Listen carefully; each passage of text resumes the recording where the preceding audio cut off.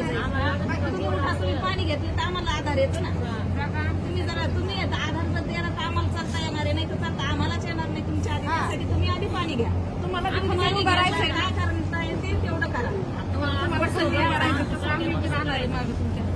एवढे असं गळून नाही बसायचं. उठा ना, उठा ना लावा तुम्ही. उठा, उठा, पाणी घ्या. पाणी घ्या.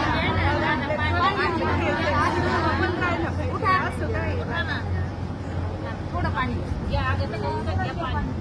थोडं घ्या पाणी. कोणाचं पाणी?